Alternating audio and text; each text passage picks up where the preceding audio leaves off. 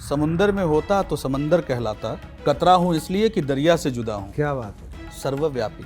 तो बड़ा मूर्खतापूर्ण लोग तर्क भी करते हैं कि भगवान ग्लास में भी है, भगवान उसमें भी है, भगवान उसमें भी है। आध्यात्म में दर्शन कर सकते हैं, आध्यात्म को दर्शन से नहीं देख सकते। रामायण और महाभारत दोनों को दर्शन का एक हिस्सा माना जाता है। क्या आध्यात्म में भी दर्शन आपको मदद कर सकता है? दर्शन आवश्यक है, क्योंकि लोग अक्सर कहते हैं कि आध्यात्म भी अपने आप में एक दर्शन है, जीने का तरीका है। तो दर्शन और आध्यात्म इसके बीच की सीढ़ी को हम कैसे जोड़ें? देखिए, दर्शन तो मनुष्य की सीमा में है जी। अपने स्वभाव, अपने ज्ञान, अपनी जिज्ञासा के अनुसार ही आप दर्शन कर सकते हैं। इसके बाद कोई प्रेरणा नहीं है दर्शन की, मेरा मानना है। जी। जितनी हमारी ज्ञान, जितनी हमारी जिज्ञासा, हम दर्शन उतना ही कर सकते हैं। आध्यात्म की सीमा नहीं। आध्यात्म में दर्शन कर सकते हैं, आध्यात्म को दर्शन से नहीं देख सकते। करेक्ट। आध्यात्म में जाके आप दर्शन कर सकते हैं। हम 3D के लोग हैं, आध्यात्म न जाने कितने डी में है। बिल्कुल सही कह रहे हैं। आध्यात्म में जो बात परम ब्रह्म की जाती है, तो ये परम ब्रह्म क्या है? क्या इनका जो आपने त्रिदेव की बात करी थी, ब्रह्मा विष्णु महेश और परम ब्रह्म, कोई कनेक्शन है या अलग अलग चीजें हैं? देखिए, पहले तो परम ब्रह्म नहीं है, हाँ, वो पर ब्रह्म है। पर ब्रह्म, सॉरी, पर ब्रह्म, हर चीज से परे। हाँ। वो ब्रह्म जिसने सबका नियंत्रण रखा है। वो ऊर्जा हो सकती है, या उसको आप कोई इमेज दे दें परमात्मा स्वरूप का, जी, या उसको हर ऊर्जा में देखें। जैसे हमारे यहाँ कहा गया सर्वव्यापी, तो बड़ा मूर्खतापूर्ण लोग तर्क भी करते हैं कि भगवान ग्लास में भी है, भगवान उसमें भी है, भगवान उसमें भी है। Not in that sense, but yes, अगर ये प्रकाश है, एक ऊर्जा है, और ये ब्रह्म से निकली है, हमारे ब्रह्मांड की ऊर्जा है,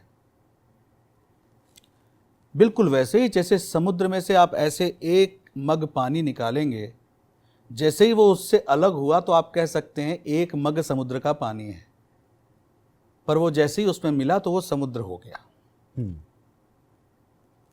समुंदर में होता तो समंदर कहलाता, कतरा हूं इसलिए कि दरिया से जुदा हूं। क्या बात है, क्या बात है। तो जब हम उससे जुड़े होते हैं तो हम परमात्मा के एक अंश होते हैं। जब हम उससे कट जाते हैं तो हम उसकी एक अलग पहचान, एक अलग अस्तित्व निर्धारित करने की कोशिश करते हैं। जहां तक त्रिदेवों का सवाल है, मेरा अपना मानना है, और जितना मैंने अध्ययन किया है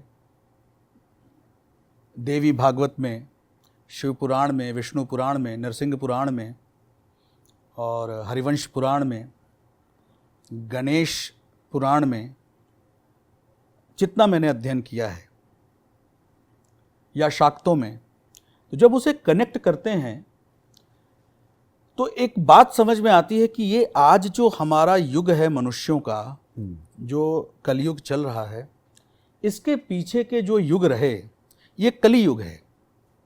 इसमें हम सबसे ज़्यादा मशीनरी पर डिपेंडेंट हैं।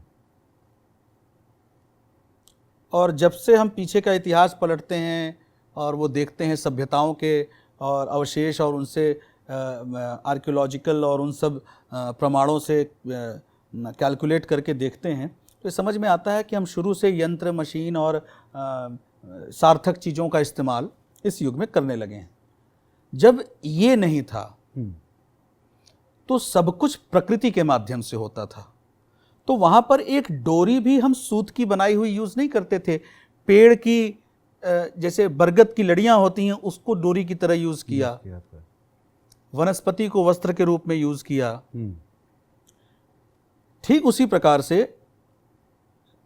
प्रकृति में आने वाली तमाम अड़चनें, परेशानियाँ या चैलेंजेस उस वक्त जो रहे, उससे निपटने के लिए परमात्मा ने अपने तरीके से बिल्कुल वास्तविक दैविक रूप धारण किए, अवतरित हुए, जिन्हें आज हम देखते हैं तो वो शिव का रूप दिखता है, या वो कृष्ण का रूप दिखता है, वो गणेश का रूप दिखता है। आज तो हमारी बौद्धिक क्षमता खुद इतनी विकसित हो चुकी है कि हम तो क्लोन बनाना शुरू कर दिए। मनुष्य ने तो रोबोट के बाद क्लोन बनाना भी शुरू कर दिया, ह्यूमन क्लोन। बिल्कुल। तो जब इस क्षेत्र में विकास नहीं हुआ था मनुष्य का, जब मनुष्य एक साधारण मनुष्य था, पर उस साधारण मनुष्य के चरित्र में भी एक विशेषता थी, श्रेष्ठता की। समझिएगा इस बात को ध्यान से। वो एक दौर जब मनुष्य श्रेष्ठ था अपनी सोच से और पूरी तरह प्रकृति से जुड़ा हुआ था जी। तो उसकी सारी ऊर्जा, सारा शोध, सारा विज्ञान प्रकृति के प्रति आकर्षित और केंद्रित था। तो यंत्रों की आवश्यकता नहीं थी। आज हम प्रकृति से पृथक हैं। हाँ। प्रकृति से अलग हैं। प्रकृति से हमारा आपका कोई तारतम्य नहीं है। 15 से 20 मिनट से ज्यादा आप दोपहर के 12 बजे की धूप अपनी बॉडी में नहीं ले सकते। आप में उसकी ताप को झेलने की क्षमता नहीं है। आज हम प्रकृति से अलग हैं।